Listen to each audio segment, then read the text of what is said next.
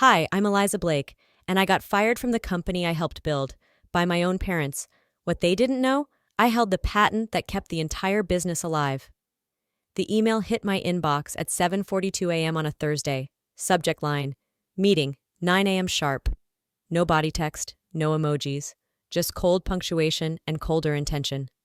I knew something was wrong before I stepped into that conference room. The kind of wrong you don't need words to recognize, just the silence before it hits. The lights were already on when I arrived. Dad sat at the head of the long mahogany table, fingers laced together, knuckles pale. Mom stood by the window, arms folded across her favorite blue blazer like it was armor. "Sit," Dad said, not looking at me. So I did. I didn't ask why I was here. I already knew. There's a specific chill in the air when your entire world is about to get rewritten by people who raised you. "We're restructuring," he began, voice firm but tired. "There's no easy way to say this, Eliza." Mom chimed in too fast. "This doesn't change how much we love you." That's when the words came. "We're letting you go." At first, I thought I'd misheard, that they meant letting go of a project or department, not me. "Letting me go?" I repeated, careful. "From the company?" Dad nodded once, like that single motion could sever decades. "There's been pressure from the board," he said, avoiding eye contact. "We need fresh vision, a stronger finance focus. You're too product-centered." Product-centered. The product that built the entire damn company. The warehouse optimization software I'd coded in college. Refined through years of unpaid weekends, and scaled to handle thousands of SKUs across 5 distribution hubs. The same software that turned Morgan and Company from a failing regional supplier into one of the top logistics firms on the West Coast. They were calling it a liability now? "Who's replacing me?" I asked, even though the answer had already settled in my stomach. "Jordan will be stepping in," Mom said. "Of course, my cousin, Jordan the MBA. Jordan, the nepotistic golden boy who once asked if code was something you downloaded. The last time I saw him, he spilled kombucha on a server tower and tried to dry it with a leaf blower." "You're replacing me with Jordan," I said flat. "Don't make this personal," Dad snapped. "It's just business." I laughed. Actually laughed. One sharp breath of disbelief. "Right," I said. "Because family businesses are famously impersonal." No one replied. They handed me a severance envelope. 1 month's salary, no bonus, no stock vesting. I stared at it for a beat too long before pushing it back across the table. "I'll pass." "Eliza," Mom started, trying that soft pleading voice she hadn't used since I was 14. "I built the system that keeps your warehouses running," I said quietly. "The one you white-labeled and sold as proprietary tech." "That system was built under Morgan and Company," Dad said quickly. "It belongs to the company." "No," I said, my voice ice now. "You built your logistics company under my system. There's a difference." The silence that followed was loud in ways words couldn't be. They didn't know. They hadn't looked. They'd never even asked. Because 7 years ago, while waiting for them to fund the prototype, I'd filed the patent in my name. Alone. I waited. Maybe for regret. Maybe for someone to flinch. They didn't. Dad stood, signaling the meeting was over. "We wish you the best." I rose too, smoothing the creases from my blazer. Before I left, I looked at both of them. Really looked. The people who raised me, fed me, paid for ballet and braces, and then cut me out the second I became inconvenient. "You're right," I said. "It is just business." And I walked out. The lobby looked different when I left the building, though maybe it was just me that had changed. A receptionist I'd trained didn't even look up as I passed. My badge didn't beep at the front gate. My nameplate was already missing from the floor directory. In 37 minutes, I went from founder to outsider. I didn't go home. I went where I always go when my hands are shaking. Jasper's Coffee, the downtown one tucked between a law office and a funeral home. Ironic pairing, I know. The barista, Colin, nodded when he saw me. "Usual?" I nodded back. He didn't ask if I was okay. That's why I come here. I took my mug to the corner booth, the one with the electrical outlet that never worked unless you kicked it just right. I plugged in, kicked the baseboard. The power flickered. Good. Some things were still predictable. Then I opened my laptop. I hadn't looked at the code in over 3 months. Not because I didn't trust it, but because I knew it would do exactly what it was built to do. That's the thing about engineering. Your systems don't lie to you. People do. I logged into the private Git branch. There it was. Project K12. The name was a joke at first. Kill switch version 1.2. The idea came after a meeting with Dad 2 years ago, when he suggested I should start documenting everything more formally, just in case we ever need to reassign your tasks. That night, I stayed up until 3 a.m. writing the feature that would quietly monitor unauthorized copies of my code across servers. If triggered, it wouldn't crash the company instantly. That would be petty. No, it would unravel them. Quietly, surgically, like removing the foundation from a house and waiting for gravity to do the rest. And now the system was blinking yellow.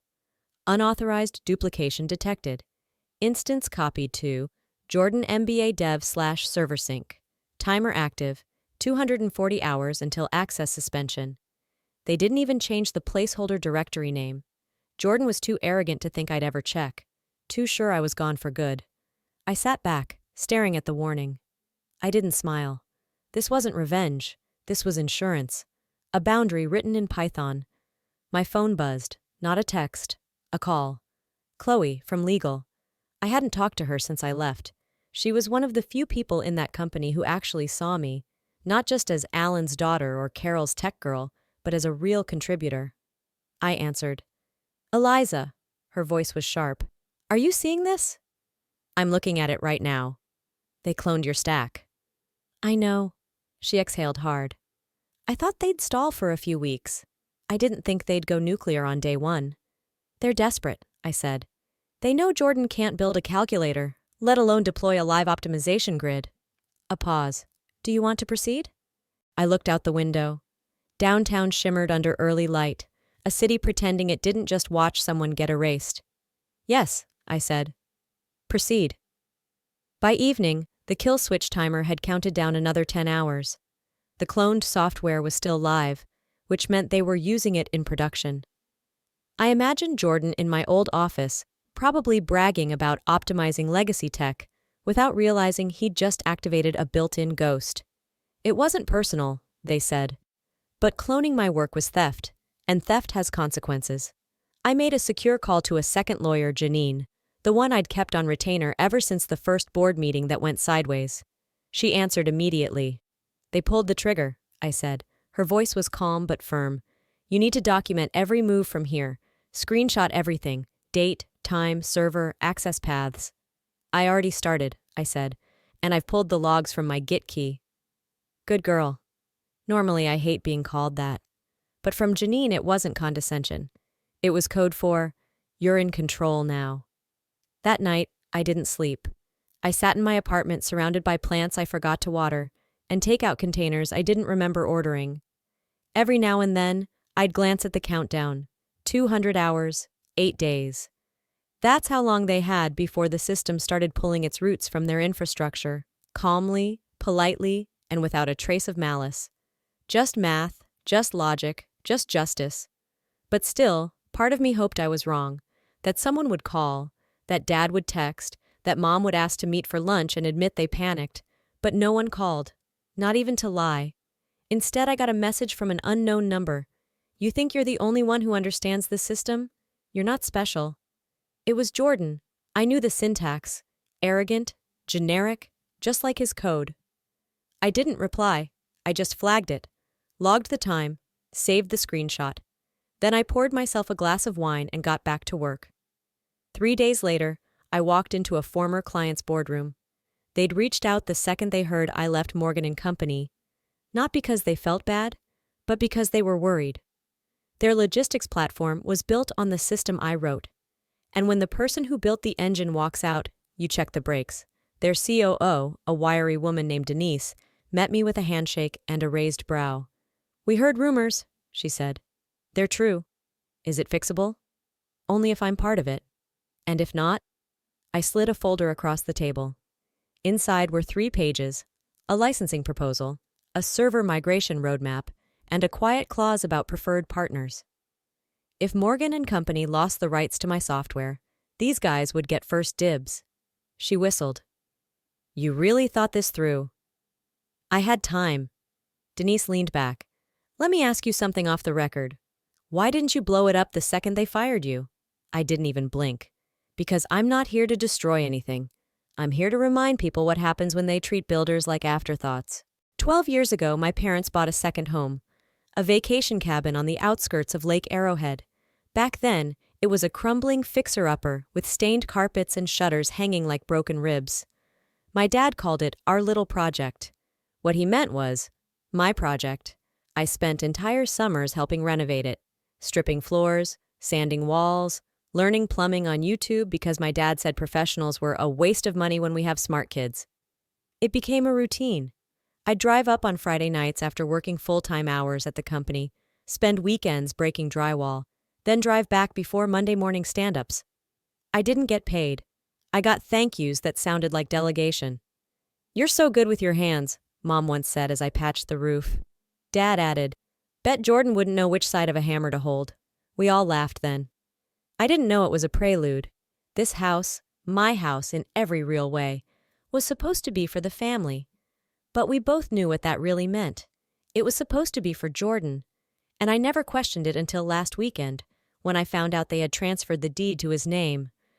I found out the same way most betrayals get revealed these days. By accident. It was Sunday.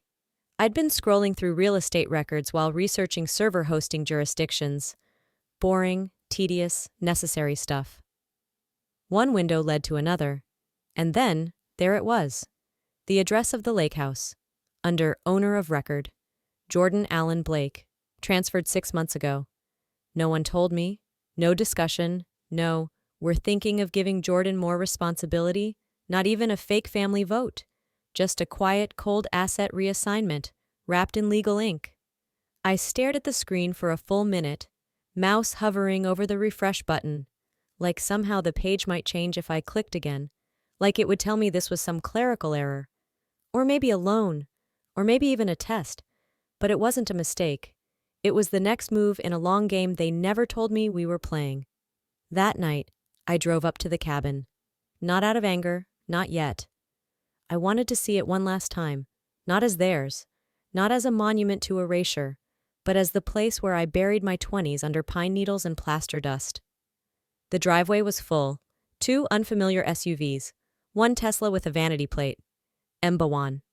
I pulled over to the shoulder and killed the engine, sat in the dark, staring at my own memories through glass. Inside, lights danced, voices spilled out the half-cracked windows, laughter, bass. Someone popped a champagne cork. They were celebrating. I walked to the front door, knocked twice, heard a shuffle. The door opened just enough for a face to appear. Jordan. Eliza? He sounded drunk, or smug, or both. You're not invited, he added quickly. I tilted my head. I didn't know we needed an invitation for the cabin. Actually, he said, holding up his phone, my cabin now. I have the paperwork if you'd like to review it. There it was, the smirk. The kind of expression that lives in boardrooms and bullies. I didn't move. He stepped outside and pulled the door mostly closed behind him, muting the noise. Look, this doesn't have to be a thing, he said. They just thought it made sense. I'm the one starting a family soon. He shrugged. You've got your whole tech stuff going on. My throat tightened. You got the company. You got the house. What else do you want? I asked. He laughed. Still think everything has to be a competition, huh? I leaned in slightly. Here's the difference, I said. You get handed things and still find a way to trip over them. I build things from nothing and still get told I'm lucky to be allowed in the room. He stiffened, smile slipping just a little. Don't make this ugly, he warned. I'm not the one who made it ugly, I replied. I just finally stopped pretending it wasn't. I walked back to my car, didn't slam the door, didn't speed off. I didn't have to. Some things speak louder when you leave quietly. Back in the city, I opened my legal folder and added the deed transfer screenshot, labeled it Unannounced Asset Reallocation, added a note, Occurred during employment, possible conflict of interest regarding severance agreement. Then I opened the countdown again, 104 hours remaining, but this time I didn't just watch. I began writing emails, one by one, to clients, to vendors, to my contact at the Department of Commerce, Nothing loud, nothing traceable, just a whisper in the right ears that the system they were running might not be legally supported soon. Whispers spread faster than flames in the right wind. The next morning, Mom called. I didn't pick up. She left a voicemail. "Sweetheart, I heard you stopped by the cabin. We didn't know you'd be so upset. This wasn't about exclusion. It was just a family decision. We wanted to help Jordan feel more grounded." Grounded. I didn't even listen to the rest. I played the message on speaker while sipping my coffee, then hit delete. That night, a journalist I'd once dated called. "Random question," he said. "I heard something about Morgan and Company and a pending software compliance issue. You wouldn't happen to know anything about that, would you?" I didn't lie. "I might." He paused. "Are you willing to talk, off record?" "Not yet," I said, "but soon." Then I hung up and smiled for the first time in days. The timer hit 72 hours. I stared at the number like it could blink first. But code doesn't flinch. Logic doesn't stutter. It just ticks. 3 days. That's all they had left before every line of unauthorized code quietly shut down. Not with a bang, with a blank screen and a silent refusal. But something was off. The reports from the client side had started shifting, a few errors at first, then data inconsistencies, then delivery disruptions that had customers calling the support line until it collapsed. I hadn't even pulled the final trigger yet, which meant Jordan had tried to modify the core. That wasn't just arrogant, it was suicidal. The only reason the software hadn't collapsed already was because I had designed it to endure incompetence. But not tampering. Tampering meant failover isolation would kick in, removing modules piece by piece until only skeleton code remained. Unbranded, unusable. That afternoon I received an encrypted email from a name I hadn't seen in a while. Avi Sharma, Senior Systems Architect. He was one of the good ones. Left the company a year ago after Jordan had his position restructured. He didn't look back. Until now. Subject. You didn't hear it from me inside were 3 attachments, all screenshots. Jordan forwarding my original server diagram, badly redrawn in PowerPoint. A Slack thread. This version doesn't make sense. None of the container syncs work. And the last one, a message from my dad. Patch it, quietly. She'll never come back anyway. That line, she'll never come back. You'd think by now it would stop hurting. But it didn't. Not because I wanted to return, but because they never even considered I might not want to. They assumed the humiliation would crush me, that I'd crawl back if they waved a check. But what they didn't get is that some bridges burn themselves. I texted Avi one line. "Thank you, I owe you lunch and freedom." The next day I dressed differently. Not war-ready, just precise. Navy blazer, no jewelry, hair up. It wasn't about being noticed. It was about being impossible to dismiss. Janine met me in the lobby of Sable Group Capital. The investors Morgan and Company had been trying to court for 2 years. They were old money with young eyes. They didn't take risks, but they never missed an opportunity. "Pitch time," she said, handing me a secure USB. "You ready to take their leverage away?" I nodded. She looked at me with that lawyerly calm that always sounds like both comfort and warning. "Don't flinch, don't over-explain. You're not asking for space, you're offering oxygen." Inside, we were led to a brushed steel boardroom with smoked glass walls and a view so high it made the city look polite. I set up the demo. 15 minutes in, the COO leaned forward. "Wait, this is live?" "Yes." "Running without their infrastructure?" "Better," I said. "Running despite it." A long pause. Then he asked what every investor eventually asks. "Why now?" Janine looked at me, but I answered. "Because they thought I was just code," I said. "But I'm also the copyright." That night, a courier arrived at my apartment. A small box. Inside was a watch. My father's old Rolex. No note, just the object. Cleaned, polished, and left like an offering. I stared at it, turned it over. There was an engraving inside the clasp. "Time doesn't stop for anyone." I remember the day he got that watch, a gift from his mentor when they hit their first million in contracts. Back then, he wore it like a badge of pride. Now it was a bribe. Or a plea. Maybe both. I placed it gently into the drawer, closed it, locked it, and deleted his number from my phone. At 36 hours, the first shutdown alert fired. Then 3 more. Then 10. The system was unraveling. And then my inbox lit up. Urgent. Morgan and Company licensing violation. Urgent. NDA discrepancy, legal risk. Urgent request for mediation, board concern. It wasn't just breaking. It was unraveling publicly. And once reputation starts leaking, it's almost impossible to cork. I got one more message before midnight. This time from Jordan. You win. You happy now? I stared at it for a while, then typed back. Not to retaliate, just to tell the truth. I didn't win, you just lost. And the difference matters. Some apologies don't come with words. They come with objects too late to matter. 48 hours. That's how long it took for the first headline to drop. Morgan and Company software crisis threatens $80 million logistics contracts. Tech South Insider. By the time I read it, it had already been reposted to LinkedIn and quietly whispered into the Slack channels of 5 competing firms. The article was clean, factual, and brutal. No embellishments, just the kind of well-sourced clarity that cuts deeper than clickbait. I hadn't spoken a word to the press. I didn't have to. Truth has a way of leaking when too many people are pretending nothing's wrong. But Morgan and Company wasn't pretending anymore. They were spiraling. By noon, Jordan had gone dark on social media. By 2, I got a call from a blocked number. I didn't answer. Then a message popped up from Chloe. Legal. She hadn't reached out since I left. They want to meet. Urgently. Board's involved. The room smelled the same. That sterile eucalyptus scent that tried too hard to say we're a modern company, but really just masked panic and printer ink. I didn't sit at my old spot at the table. That chair now belonged to someone who couldn't tell the difference between a build and a backup. I sat at the opposite end, calm, quiet.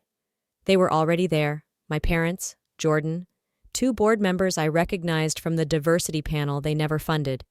Carol started. She always did. Eliza, this has gone too far. I held up a hand. Not rude, just final. You don't get to say when it's gone too far. That line was crossed months ago. I just didn't see it. Alan tried next. We can fix this. The system can be reintegrated. We can compensate. I leaned forward. You mean you want to rent back the very thing you stole? The room fell still. Look, Jordan said, trying casual, like this was just a startup hiccup. This isn't personal. We got caught in a transition. There's a better way to handle this than public war. I turned my eyes on him. Flat. You cloned proprietary software, tampered with code you didn't write, lied to investors, and you're telling me not to make it personal? He shifted. It's not like you never benefited from the family name. No, I said. I built under it, while you inherited it. There's a difference. The board member closest to me, Karen, I think her name was, finally spoke. We need to discuss terms. I'm not here to negotiate, I said. I'm here to deliver options. I pulled out 2 sealed folders, placed them in the center of the table. Folder 1. You publicly admit copyright infringement, agree to a one-time usage penalty, and step down Jordan as CTO. You get limited license use for 6 months, under my terms. Folder 2? Dad asked. I met his eyes. For once, he didn't look like a CEO. He looked like a father who had underestimated the one child who didn't beg for his approval. Folder 2. I revoke all access permanently. File suit in federal court, and Sable Group, who I just signed with, absorbs your largest clients in under a quarter. The silence was heavy, like grief in a room where no one knew who died yet. Jordan opened his mouth, but Carol placed a hand on his. He stopped. Alan cleared his throat. And what do you get out of this, Eliza? I stood, my name back, and I left the room. That night I didn't sleep. Not because I was anxious, because I didn't need to. I watched the stars through the window, thought about how long I'd bent myself backwards to fit a family that only valued loyalty when it looked like obedience. Letting go doesn't happen in one moment. It happens across years of swallowing things you should have spit out. It's slow, but when it lands, it's permanent. It started with a tweet. Just 12 words from a mid-tier tech analyst with 20,000 followers. Hearing whispers, Morgan and Company illegally deployed proprietary software. More soon. It wasn't an expose. It wasn't a formal accusation. But it lit the match. Within hours, TechCrunch picked it up. Then Forbes. Then a 30-second clip aired on CNBC with a caption that read, "Family tech firm under fire for internal IP theft?" I watched it all unfold in silence, sitting at a counter in a downtown cafe that didn't care who I was. The barista slid me a refill without asking. I tipped 100%. I don't know why. Maybe because for the first time in weeks, I felt seen by someone who didn't need anything from me. At 2:14 p.m., my phone rang. Janine. "They've gone public," she said. Press release hit the wire. Denial, vague language, some empty statement about core values, and a deep respect for our founding contributors. "You're not named yet." "They won't name me," I replied. "They're still hoping I'll come back quietly." "And if you don't?" I smiled faintly. "They don't realize the door's been locked from my side." The next day, Morgan & Co.'s stock dipped 9%. By close of business, 14%. The board held a public town hall to reaffirm confidence. Jordan didn't speak. Alan looked pale. Carol smiled too often, like she was hosting a holiday brunch no one wanted to attend. I didn't watch the live stream, but someone sent me a clip, and that's when it happened. A shareholder, middle-aged, steady voice, stood up during the quanda and asked, "Can you confirm whether the proprietary software in question is actually registered under Eliza Blake's name?" The pause that followed was the kind of silence that doesn't happen by accident. Alan adjusted his mic. "We're currently reviewing the full scope of the software's development and legal registration." No denial, no deflection. Just a man cornered by the truth he once pretended didn't matter. That night, I opened an email from Avi. Just 2 words. "You saw?" I typed back. "I heard it." Then I opened the document Janine had sent me a few hours earlier. It was a formal statement, crafted, clean, non-defamatory. It didn't name names, but it didn't need to. As the sole patent holder and original architect of the system currently under dispute, I can confirm that I did not authorize its continued use following my termination. I stared at that sentence longer than I needed to. There's something surreal about writing your own name in a sentence that formal, like labeling your own scars. I hit send. The next morning, the real fallout began.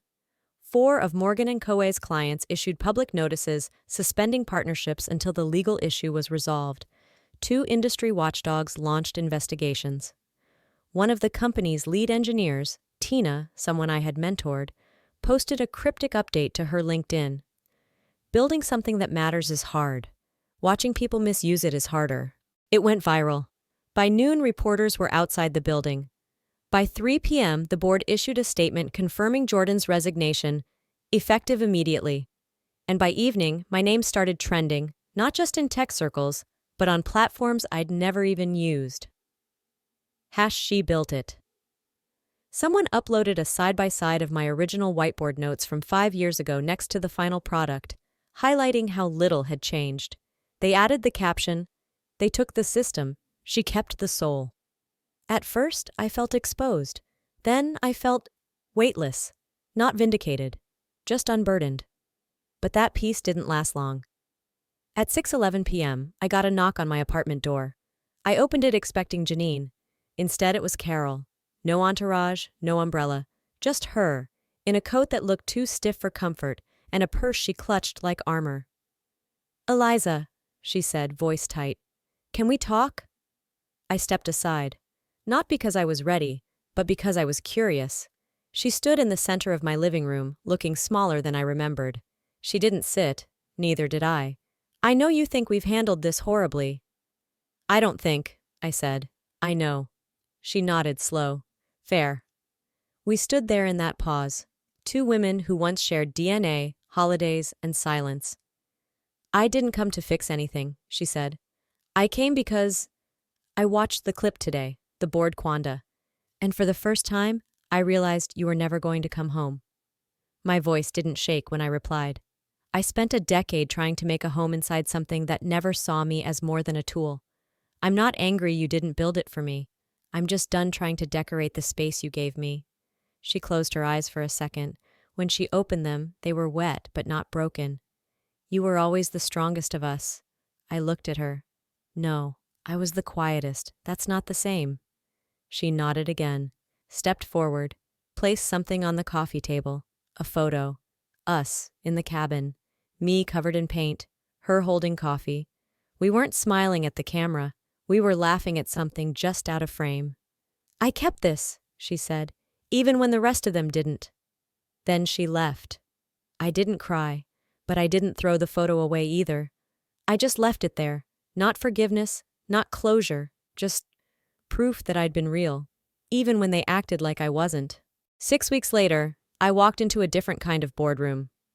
No family portraits on the walls, no passive-aggressive tension clinging to the air like cheap cologne.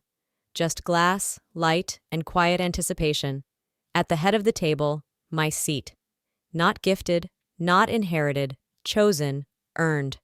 Sable Group's tech division had just been greenlit. I wasn't just their lead architect.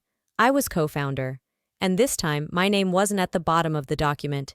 It was printed on the top, beside the title, Chief Technology Officer. Someone asked if I wanted to give an opening statement. I didn't. I just opened my laptop, connected the screen, and let the new system load. My system.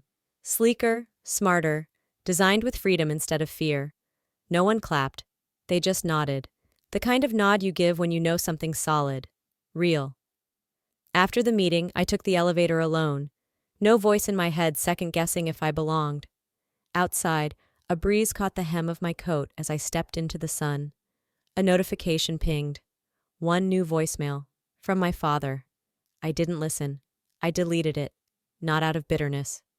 Just peace. That night, I made tea and sat with the photo Carol had left. I didn't frame it. Didn't hide it either. It stayed on the shelf, like a quiet reminder of what I survived, of who I chose to become. Because sometimes, the most powerful thing you can do is walk away and never look back. Sometimes walking away isn't weakness, it's wisdom. I spent years believing that loyalty meant staying, even when staying meant shrinking. But building your own name, on your own terms, is the quietest kind of power. You don't need a spotlight to prove your worth. You just need the courage to step out of someone else's shadow. So let me ask you this. Have you ever stayed somewhere, at work, in family, in love, just because you were afraid of starting over? What would it look like to choose you for once? If this story hit home, or made you reflect, drop a comment and tell me where you're tuning in from. And if it didn't land with you, tell me why. I'd love to know what your version of this story would be.